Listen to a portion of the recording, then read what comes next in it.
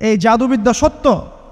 এবং এখনকার অনেক ভণ্ড যে কবিরাজগুলো বের হয়েছে, এরা জিনকে তাবে করে নিয়ে এই জিনদের মধ্য দিয়ে মানুষের মধ্যে জাদু ছড়িয়ে দিয়েছে, এবং এর ফলশ্রুতিতে বহু পরিবার ধ্বংস হয়ে যাচ্ছে। এই জাদুবিদ্যা সত্য। আরও একটা জিনিস সত্য, নবী সাল্লাল্লাহু আলাইহি ওয়াসাল্লাম বলেছেন ইন্না আইনাল হক, চোখের নজর সত্য। নবী করিম সাল্লাল্লাহু আলাইহি ওয়াসাল্লাম বলেছেন চোখের বদনজর সত্য। এই যে আমরা বলি ফেসবুকে এত বেশি ছবি দিয়েন না ভাই, ছবি তুলেন না, ছবি তুলেন না, বারবার যে বলি নিষেধ করি, কারণ কি জানেন? একটাই কারণ, বিকজ চোখ লাগাটা সত্য। মানুষের চোখ লাগে, এই কথা শুনলে অনেক মজুমদাররা হাসবে না? কথা বুঝতে পারেন নাই? কিন্তু এটা সত্য, কারণ নবী করিম সাল্লাল্লাহু আলাইহি ওয়াসাল্লাম যা বলেছেন সাদাকাল্লাহু ওয়া সাদাকা রাসূলুহুল কারীম, নবী যা বলেছেন, আল্লাহ যা বলেছেন চিরায়ত সত্য, এর বাইরে কোনো সত্য আছে? আচ্ছা দেখেন, আমি বললাম যে জাদুবিদ্যা সত্য।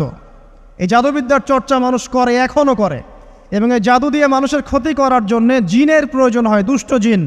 এই জিনগুলোকে মানুষ তাবে করে মানুষের ক্ষতি করার চেষ্টা করে। দেখবেন এখন গ্রামে গঞ্জে শহরে সব জায়গায় ছড়িয়ে পড়েছে না? দেখবেন, খুব সতর্ক থাকবেন। আমি পরে সলিউশন বলছি আপনাদেরকে। আরেকটা বলেছি, নবী সাল্লাল্লাহু আলাইহি ওয়াসাল্লাম বলেছেন চোখের বদনজর এমন সত্য যে একটা উটকে এই রান্নার ডেকচির মধ্যে ঢুকাই ফেলতে পারে। মানে একটা উট খুব সুন্দর ভালো, আপনি দেখছেন মাশাআল্লাহ বলেন নাই, নজর লেগেছে, উটটা মারা গেছে দেন, তারপর তাকে জবাই করে খেয়ে ফেলতে হয়েছে। একজন সাহাবী গোসল করছিলেন, গোসল, এটা হাদিস সহিহ, এই যে আলেম ওলামা যারা আছেন তারা জানেন যে এই হাদিস সহিহ। একজন সাহাবী গোসল করছেন, তার গায়ের চামড়াটা খুব সুন্দর ছিল, একদম স্কিনটা অনেক সুন্দর থাকে না এমন কিছু মানুষ? আচ্ছা, এখন আরেকজন সাহাবী এই গোসল দেখছেন দূর থেকে, দেখে বলছেন যে কি চমৎকার তার শরীরের রংটা, যেন কুমারী নারীর মতো, অনেকটা এমন একটা কথা তিনি বলেছিলেন। সাথে সাথে এই সাহাবী অজ্ঞান হয়ে পড়ে গেছে। কোন সাহাবী? যিনি গোসল করছিলেন। এখন এটার আপনি কোনো ব্যাখ্যা দিতে পারবেন না তো, এখানে কোনো সায়েন্স দিয়ে বা মেডিকেল সায়েন্স দিয়ে আপনি কোনো ব্যাখ্যা করতে পারবেন না। একটা ব্যাখ্যা দিতে পারেন, কিন্তু কেন সেটা হলো সেটা আপনি অ্যান্সার খুঁজে পাবেন না। তো নবী সাল্লাল্লাহু আলাইহি ওয়াসাল্লামের কাছে নিয়ে যাওয়া হলো তাকে। তিনি বললেন যে এই ব্যক্তির ব্যাপারে কি কেউ ভালো মন্দ কিছু বলেছিল? তখন একজন সাহাবী বললেন হ্যাঁ, অমুকে বলেছে এর স্কিনটা অনেক সুন্দর, তো ওকে ডেকে নিয়ে আসুন। ওকে ডেকে আনা হলো। ডেকে আনার পর নবীজি তাকে অনেক শাসালেন, তোমরা তোমাদের ভাইদেরকে কি মেরে ফেলতে চাও? তখন এই সাহাবী তো অবাক, আমি আবার কখন মারতে চাইলাম ইয়া রাসূলুল্লাহ? আমি তো মারতে চাই নাই, আমি তো খালি বলেছি যে তার গায়ের রংটা অনেক সুন্দর। তখন তিনি বললেন কেন তুমি সুবহানাল্লাহ বললে না, কেন তুমি মাশাআল্লাহ বললে না? যখন মাশাআল্লাহ বলবেন, সুবহানাল্লাহ বলবেন, নজরটা লাগবে না। আর যখন আপনি মাশাআল্লাহ বলবেন না, সুবহানাল্লাহ বলবেন না, দেখবেন নজর লেগে গেছে। আপনি বিশ্বাস করেন ব্যবসা খুব ভালো চলছে, মানুষ বলল যে বাহ তোর তো ব্যবসা হেভি, লালে লাল শাহজালাল, ঠিক আছে, দেখবেন আপনার কেনা বেচা বন্ধ হয়ে গেছে। এরকম হবে, আমার কথাটা বিশ্বাস করেন।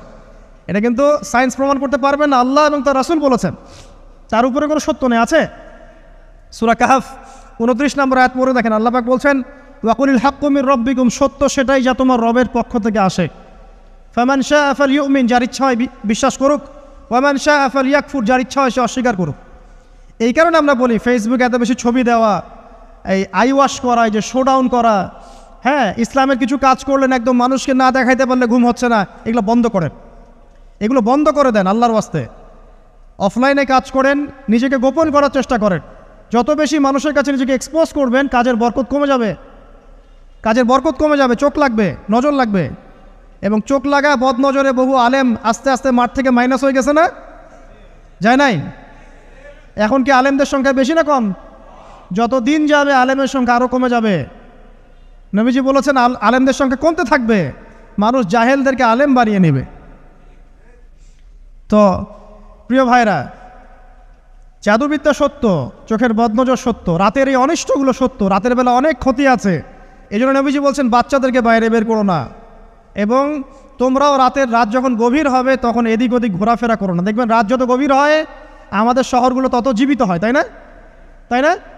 রাত যত গভীর হচ্ছে শহর তত জীবিত হয়। চায়ের দোকানে আড্ডা বেশি, ওই সিনেমা দেখছে, টিভি দেখছে, ক্যারাম খেলছে, লুডো খেলছে, ঘুম নাই। ঘুম কখন? ফজরের আগে আগে। ফজরের নামাজ কিন্তু নাই, ফজরের ঠিক আগে আগে, আবার ওই যে জোহরের নামাজের সঙ্গে উঠতেছে। এখন আমাকে বলেন এরকম জেনারেশনকে দিয়ে কি আসলে ইসলামের কোনো খেদমত হবে? আচ্ছা, নবীজি রাতের বেলা আর্লি ঘুমাতেন, আল্লাহ পাক আমাদের সবাইকে তাড়াতাড়ি ঘুমানোর তৌফিক দান করুন। হ্যাঁ, আপনি ইলম চর্চা করলে রাত জেগে থাকতে পারেন, আপনি যদি জ্ঞান চর্চা করেন রাত জাগতে পারেন, আপনি কোনো গবেষণা করছেন, নামাজ পড়ছেন বা কোরআন হেফজ করছেন, আপনি রাতের আর্লি উঠবেন, এটা আলাদা বিষয়। কিন্তু কমনভাবে আমাদের এই যে ফেসবুক, ইউটিউবিং ইত্যাদিতে আমরা লিপ্ত থাকি, সারা রাতটা কাটাই আড্ডাবাজি করে, এগুলো বন্ধ করতে হবে।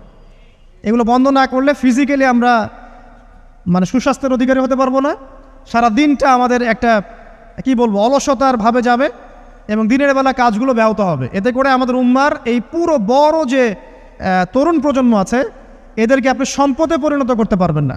তাই এই সিস্টেমটা চেঞ্জ করা দরকার। নবীজি রাতের বেলা এই সূরা বাকারার শেষে 3টা আয়াত তেলাওয়াত করতেন, আমরা করবো ইনশাআল্লাহ। ইনশাআল্লাহ।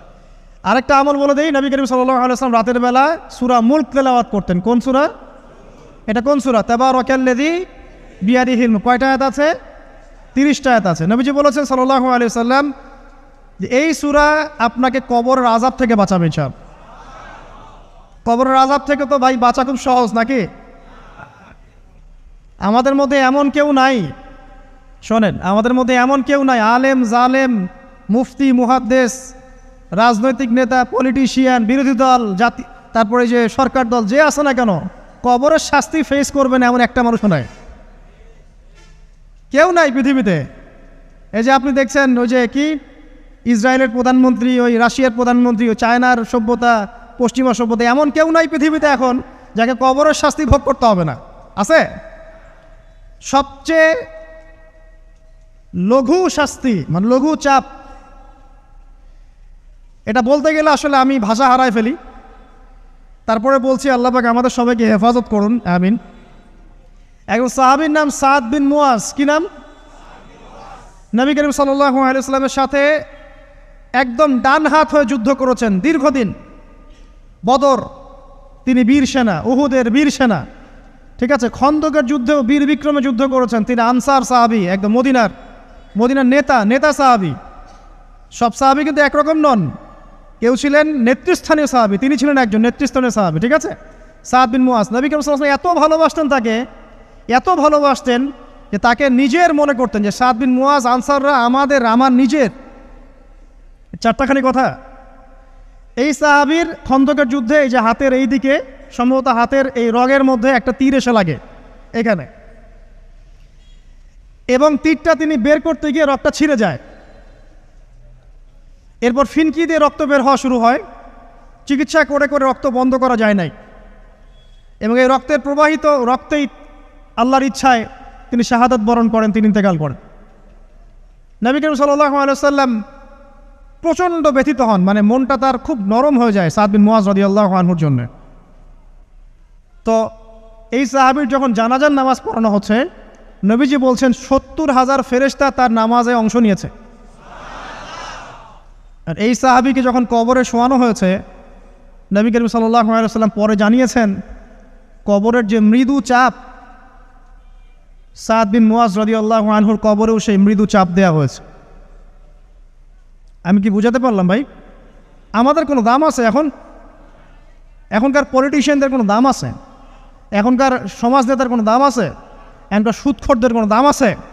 এই ঘুষখোর দুর্নীতিবাজদের কোনো দাম আছে? আমরা যারা কাঠমোল্লা হয়ে আছি আমাদের কোনো দাম আছে? সাদ বিন মুয়াজ রাদিয়াল্লাহু আনহু যদি কবরের শাস্তি তাকে না ছাড়ে, প্রশ্ন উত্তর পর্ব তাকে না ছাড়ে, আমরা পার পাবো? নবী করিম সাল্লাল্লাহু আলাইহি ওয়াসাল্লাম বলছেন সূরা মুলক তেলাওয়াত করো রাতের বেলা, ইনশাআল্লাহ সূরা মুলকের তেলাওয়াত কবরের আযাব থেকে তোমাকে বাঁচান। আর আমাদের তো ভাই কবরে সবাই সাথে যাবে না, গার্লফ্রেন্ড যাবে না, বাপ মা ভাই বোন সবাই যাবে না। একজন ব্যক্তি সুদ খাচ্ছে, জিজ্ঞাসা করে দেখেন কেন খায়, বলবে তার সন্তানের জন্য খায়, তার বউয়ের জন্য খায়, তার মা বাবাকে দেখতে হবে তাই খায়, তাই না? একজন ব্যক্তি ঘুষ খায়, বলবে আমার পরিবারের জন্য খাই। একজন দুর্নীতি করছে, পুকুর চুরি করছে, বলবে দুর্নীতি করছে আমার পরিবারের জন্য খাই, পরিবার ভালো থাকবে। সবার একই এক্সকিউজ যে পরিবার যেন ভালো থাকে, আমার সন্তানরা যেন ভালো থাকে, আগামী প্রজন্মের জন্য কিছু রেখে যেতে পারি, তাই না? এরকম একটা মানুষও কি আপনার সাথে কবরে যাবে? আরে এই বোকা মানুষ কেন বোঝে না যে আপনার কবরে আপনাকেই যেতে হবে? তাহলে আপনি কি কারণে অন্যের কারণে নিজের পরকাল নষ্ট করছেন? অন্যের সুখের জন্য আপনি আপনার পরকাল নষ্ট করছেন। সুদ খাচ্ছেন, দিব্যি মায়ের সাথে জেনা করছেন। আপনাদের এলাকায় নাকি সুদের সমস্যা অনেক বেশি। কয়েকটা হাদিস বলে দেই, আমি ওদেরকে আক্রমণ করতে আসি নাই, আমি শুধু তাদেরকে 3টে হাদিস শোনাতে এসেছি। 1 নম্বর হাদিস শোনেন। আল্লাহর নবী মুহাম্মদ সাল্লাল্লাহু আলাইহি ওয়াসাল্লাম বলেছেন, সুদের পাপের 73টা শাখা আছে। কয়টা? কোনো হাদিসে 70টাও আছে, কোনো হাদিসে 73টা আছে। বলছেন যে সবচেয়ে নিচের শাখাটা হচ্ছে, সুদের পাপের সবচেয়ে নিচের শাখা হচ্ছে যে যেন কোনো ব্যক্তি তার মাকে রেপ করলো, তার মাকে ধর্ষণ করলো। 1 দিরহাম যে ব্যক্তি সুদ খায়, সহিহ বুখারীতে আরেকটা হাদিস এসেছে, সে যেন 36টা মেয়েকে ধর্ষণ করল। আর আমি একটা কথা বানায় বলছি না, যদি বিশ্বাস না হয় কওমি মাদ্রাসা আছে, আলেম ওলামা আছে, গিয়ে বুখারী খুলতে বলেন, পড়তে বলেন, খালি একবার পড়তে বলেন, দেখেন যদি না থাকে তাহলে আমাকে এর সাথে থাপ্পড় দিয়ে যায়। যদি না থাকে হাদিস এটা, তাহলে আমার গালে একটা থাপ্পড় দিয়ে যায়। আর যদি থাকে তাহলে আল্লাহর রাস্তায় সুদ খাওয়া ছেড়ে দেন। কোনটা করবেন? চ্যালেঞ্জ করবেন? নবীজি বলেছেন, 1টা দিরহাম যে ব্যক্তি সুদ খায়, দিরহাম মানে কি? রৌপ্য মুদ্রা। এটা এখন দেখতে পারবেন না, জাদুঘরে আছে।